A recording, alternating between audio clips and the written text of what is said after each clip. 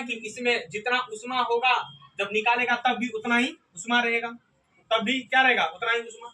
और न ही इसके द्रव्यमान में परिवर्तन होगा, न तो इसमें उष्मा में परिवर्तन होगा थर्मस वाला में, और न ही उसके कौन चीज में परिवर्तन होगा, द्रव्यमान में परिवर्तन होगा।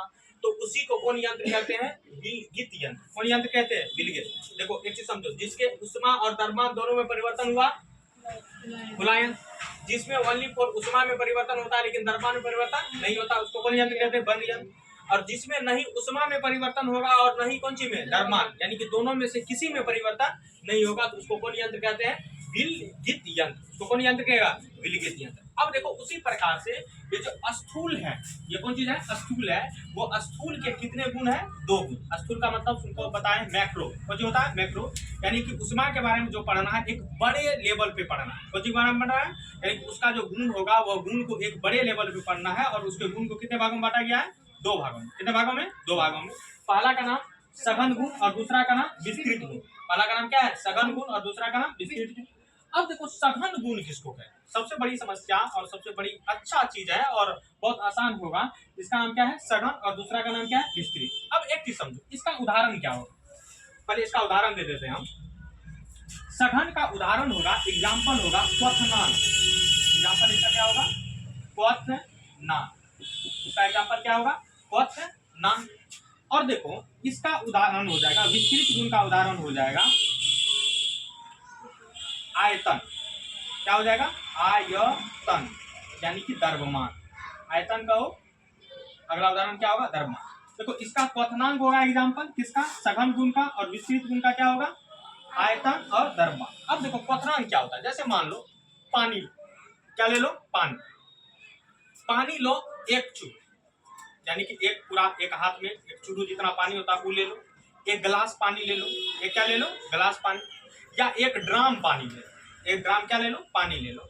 या तुम समुद्र से पानी लेके चले आओ, चाहे नदी से पानी लेके चले आओ, या कल से लेके कहीं से पानी लेके आओ, उसका जो क्वथनांक होगा वह 100 डिग्री सेंटीग्रेड होगा। कितना होगा उसका क्वथनांक, 100 डिग्री कौन सी होगा, सेंटीग्रेड पर यह क्या होना लगेगा, क्या करना शुरू हो जाएगा, है उबलना शुरू हो जाएगा। कोई भी पानी होगा, कोई भी पानी।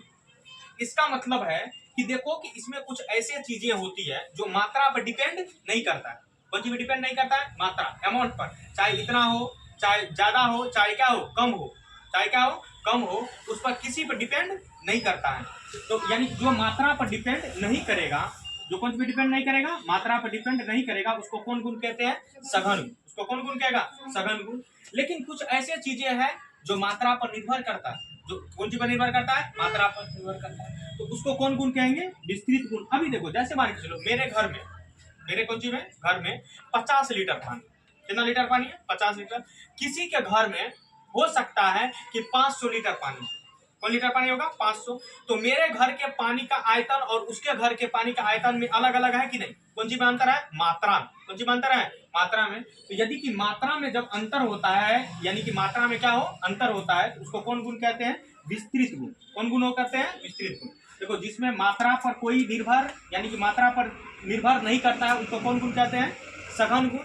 और जो मात्रा पर निर्भर करता है, जो कौन सी पर निर्भर करता है, मात्रा पर, उसको कौन गुण कहते हैं, विस्तृत गुण कहते हैं। यही कौन सी है, स्थूल के 2 क्या है, गुण है। पहला गुण का नाम सघन गुण और दूसरा का नाम विस्तृत गुण। सघन गुण यानी कि ये जो है मात्रा पर निर्भर नहीं करता है, यानी कि कितनों भी मात्रा को, चाहे कम से कम हो, चाहे ज्यादा से ज्यादा हो, जो गुण है वही गुण रहेगा। लेकिन विस्तृत गुण मात्रा के आधार पर क्या होता है, बदलते रहता है।